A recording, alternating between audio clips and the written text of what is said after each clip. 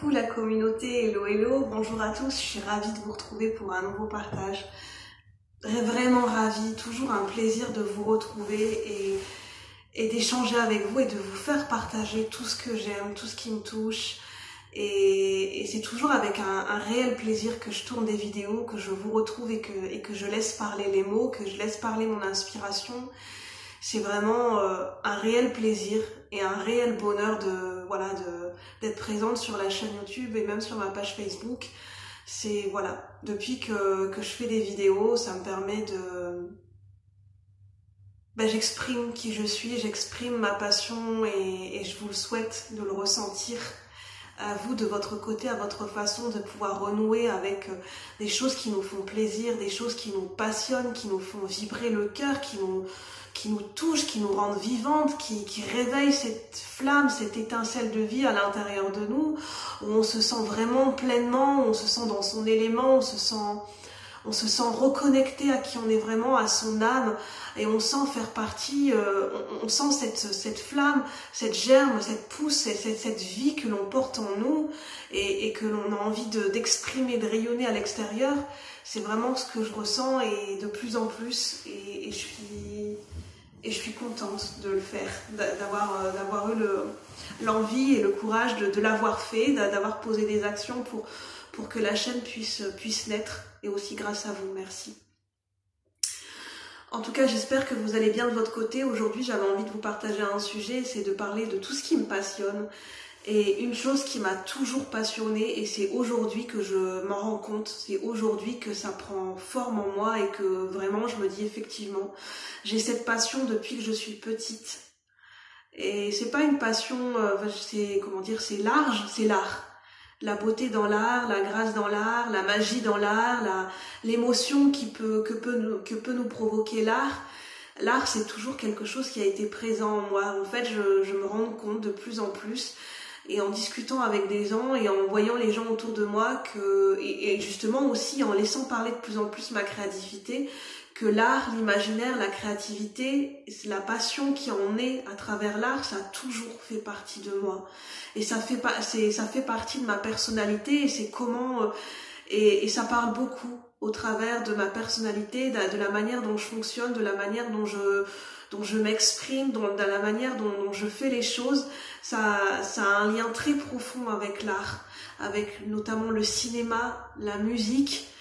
Je me suis rendu compte que j'ai une sensibilité, je me suis reconnectée à ma sensibilité depuis plusieurs mois, et elle ne fait que grandir, ma sensibilité, et j'ai l'impression que c'est un volcan qui se réveille à l'intérieur de moi, et notamment je me sens traversée par des émotions très diverses et très profondes. Je ressens, j'ai de plus en plus conscience de la profondeur des émotions qui sont générées par tout ce que je vais ressentir. Et la musique, ça a quelque chose de magique en moi. Je peux pas vous expliquer, quand j'écoute de la musique, c'est vraiment, je me sens transportée dans un autre monde. Les mots sont faibles pour l'exprimer, mais c'est vraiment ça. Je me sens dans un autre état de conscience, je me sens pleinement connectée. J'ai l'impression de vraiment me sentir pleinement connectée à mon âme quand j'écoute la musique. Je suis transportée, je me sens vivante. Il y a quelque chose qui se passe à l'intérieur de moi. La musique a cette faculté de me reconnecter à qui je suis vraiment, d'activer cette connexion avec la vie, avec le monde invisible, avec toute la beauté du monde, et cette connexion avec le grand tout, avec les autres. Je me sens propulsée, vraiment, je ressens cet univers vaste. Rien qu'en écoutant de la musique, il y a beaucoup de choses qui se passent, et je me sens, c'est en écoutant la musique que je me sens connectée, et que je me sens faire partie de ce monde. Et c'est pour ça que la musique, c'est mon refuge, c'est mon tout, c'est ce qui... Je me sens connectée à ma créativité, à mon inspiration. Il y a beaucoup de choses qui se passent à l'intérieur de moi, et ça me permet de me retrouver, ça me fait énormément de bien, la musique.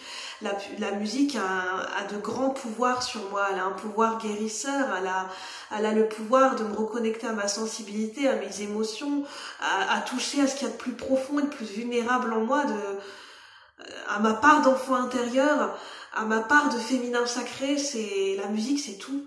C'est tout. Comme le cinéma va J'adore aller au cinéma et regarder des films et je vais ressentir la profondeur des émotions dans les attitudes, dans les jeux des acteurs, dans leur manière d'exprimer leurs émotions. Des fois, ça va me faire rejaillir des choses et ça va me provoquer des émotions, ça va provoquer des choses à l'intérieur de moi. Ça va des fois, bien souvent, certains films ou certaines scènes qui vont me faire pleurer. Et le cinéma a cette magie, a cette puissance dans l'art du cinéma, dans l'art de la musique, il y a cette puissance de faire ressortir des émotions en nous, de nous connecter à notre cœur, de pouvoir toucher ce que c'est que la vie, la richesse de la vie, la richesse des émotions, la richesse des histoires de vie qui sont racontées et qui vient des fois nous raconter des histoires de vie qui sont réelles, des histoires de vie que l'on peut tous vivre dans le quotidien et ça permet de nous rapprocher les uns des autres. Il y a cette magie et cette puissance dans le cinéma et dans les films et moi je trouve ça beau. L'art, ça a le don de réveiller, de rapprocher les gens et ça laisse la beauté dans l'art, la créativité, la musique, le cinéma, la danse, la peinture, le théâtre, l'écriture. Je trouve ça laisse indifférent personne et ça peut tous nous réveiller, faire écho des fois à ce que l'on vit, à ce que l'on traverse et ça nous touche et des fois il y a des histoires dans le cinéma ou des livres qu'on va lire qui vont rester gravés à l'intérieur de nous et qui vont nous porter, qui vont nous marquer et quelque chose que l'on va garder à l'intérieur de nous, dans notre cœur et dans notre âme, qui va nous parler au plus profond de nous. Et c'est ça aussi la magie et des messages de la vie, on peut les recevoir aussi à travers l'art. Et l'art, moi, c'est quelque chose qui me permet de me rapprocher des gens de manière pas forcément palpable, mais le seul... pour me connaître, il faut savoir que moi j'ai un imaginaire qui a toujours été foisonnant. Même quand j'étais petite, je m'invente des scénarios. Même dans mes histoires d'amour, j'avais tendance à... Mais mon mental s'emballe tout seul et j'ai beau savoir que des fois je me raconte des cinémas, des fois j'en oublie. Je peux me raconter des scénarios, des histoires qui sont pas forcément ancrées dans la matière et j'ai tendance à vivre dans ma tête, dans le pouvoir de l'imaginaire. Parce que ça vient naturellement, ça fait partie de moi. Je suis quelqu'un qui... Ce matin, j'ai la chanson qui m'est venue, mais c'est vraiment ça de Jean-Jacques Goldman. Elle vit sa vie par procuration, mais en fait, ça fait partie de moi, ça fait partie de ma personnalité. J'ai un côté chez moi qui fait que oui, je vis par procuration à travers le cinéma, à travers l'écriture. Et c'est vrai que toute mon enfance et toute ma vie, ça m'a contentée. J'ai trouvé mon refuge là-dedans, j'y ai trouvé une part de bonheur là-dedans et je m'en suis contentée en fait. Je me suis contentée de vivre ma vie par procuration et c'était pas une souffrance qui était consciente. Je m'en satisfaisais en fait parce que je pensais que oui, je m'en contentais. Je m'en contentais et parce que je n'arrivais pas à voir la beauté de ce que c'est que la beauté du fait de vivre dans la matière, dans la vie de tous les jours. J'arrivais pas à transposer tout ce que je ressens même encore aujourd'hui, tout ce que je ressens dans l'art, dans la beauté, dans le pouvoir de l'imaginaire, dans la créativité. Je n'arrive pas à le transposer dans le monde de la matière et je n'arrive pas à faire ce lien et je pense que pour moi, il y a ce côté, oui, il y a ce côté magique dans le monde de l'imaginaire. Et je me dis, ça ne sera jamais aussi bien dans le monde du réel. En tout cas, il y a une partie de moi qui le pense encore. Est-ce que c'est une croyance limitante? Peut-être. Pour certains, je pense que d'autres le verront comme ça. En tout cas, ça fait partie de moi. C'est une facette de moi-même où j'ai tendance à embellir, à enjoliver les choses. Parce que il y a une partie de moi qui a de grandes ambitions dans le sens où j'ai envie de vivre... Je suis quelqu'un qui a besoin d'être passionné dans la vie, qui a besoin de piment, qui a besoin de couleurs, qui a besoin de se sentir transporté, bouleversé par mes émotions. J'ai besoin de me sentir vivante dans tout ce que je fais. Et c'est vrai que quand je me rends compte que quand je vais être dans une certaine routine, quand je vais avoir du mal à transposer cette passion dans ma vie de tous les jours et du mal à l'ancrer, et c'est ce que j'ai du mal à faire, ça va me rappeler, en fait, ça me rappelle peut-être ça me renvoie quelles sont mes propres limites mentales et du fait que je suis quelqu'un qui s'est toujours satisfait de vivre dans sa tête, de vivre sa vie par procuration, de vivre à travers les histoires de films, à travers la musique, à travers l'écriture. Et je pense que c'est les artistes, les écrivains, les artistes, que ce soit les peintres, les artistes, les comédiens, je pense certains ont cette facette de là en eux.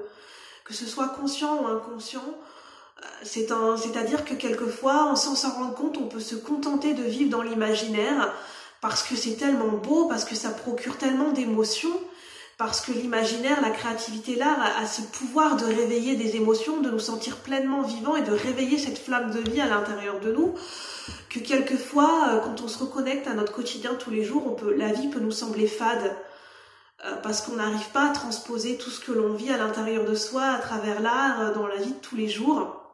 Et ça peut provoquer, comme Baudelaire le dit, ça peut provoquer du spleen, ça peut provoquer du chagrin, de la nostalgie, quelquefois un sentiment profond de décalage, d'avoir vraiment qu'il y a une séparation entre l'art et le monde quotidien.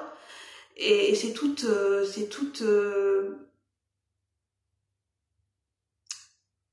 pense que c'est toute, peut-être